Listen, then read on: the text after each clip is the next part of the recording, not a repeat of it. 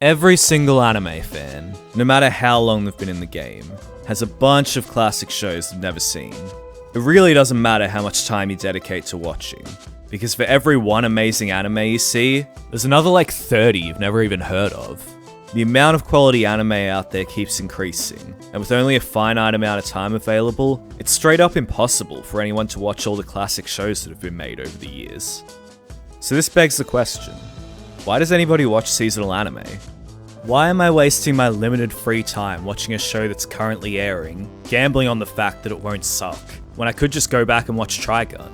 Why am I watching Dark Gathering every week, hoping it can finally turn the corner and be consistently good, when I've never even seen Higurashi? There are so many great shows I haven't seen that I know I'd really enjoy, but I keep getting sucked into the allure of the shiny new anime that I know nothing about. Watching seasonal anime is a lot like using a metal detector at the beach. Majority of the time you're just digging through a pile of garbage and praying you don't get some sort of flesh-eating infection, but on rare occasion, you find a hidden gem under all that trash, and it shines brighter than anything you've ever bought from the critically acclaimed anime store. Now this metaphor may be falling apart worse than the ending of Erased, but the point I'm trying to get at is it just feels good to be in something from the beginning. It's far more of a personal experience to discover an amazing new show that has little hype around it than it is to watch a show like Cowboy Bebop that every anime fan in the world has been raving about since before most people were using the fucking internet. So you know the kind of douchebag that loves to tell everyone that they were into something before it was cool? Well, as it turns out, I'm that douchebag. I love telling people that I was reading Chainsaw Man and Oshi no Ko way before the anime and the hype train took off. Or at least I would, if I actually knew anyone IRL that gave a singular fuck about anime and manga. But regardless, I'm here today to jump up on my hipster high horse and preach the gospel of a new anime that I think everyone's currently sleeping on. Undead Murder Farce. Now I really like mystery anime. Majority of my favourite stories are the kind where I have no idea what the fuck's happening and I'm just sitting there rubbing my two brain cells together trying to work it out. I love getting thrown into a world that has established rules and history, but then they drip feed just enough information to keep you invested without giving any of the answers to the 9,000 questions you're having nightmares about.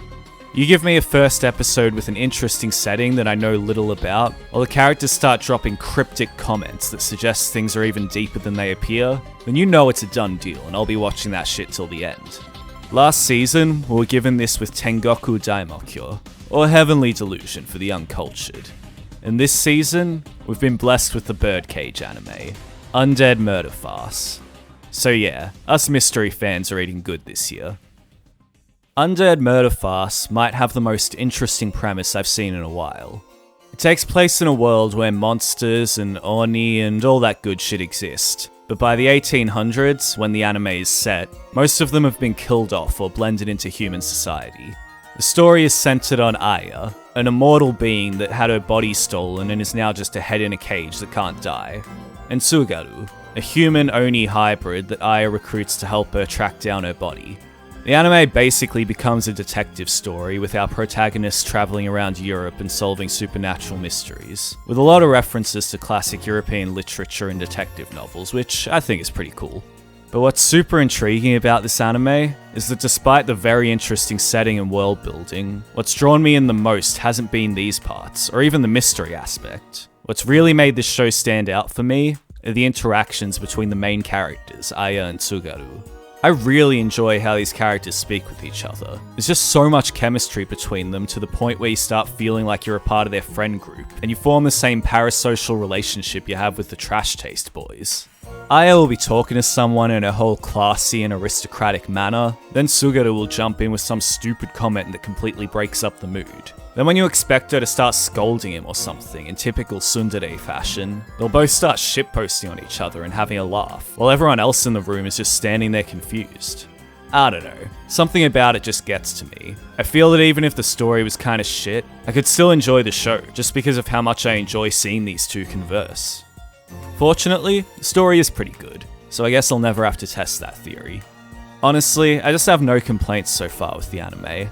I hope it can keep delivering on its insanely good first few episodes, because right now it's slightly edging out Zom 100 for my favourite anime of the season.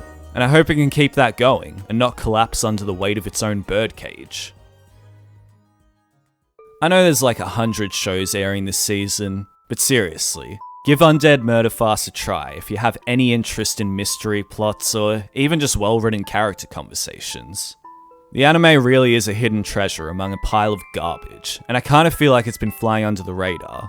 And who knows, in a few years when there's some popular YouTube video about this show calling it a modern classic, I'll be here with this 400 view video saying, yeah, I liked this anime before it was cool.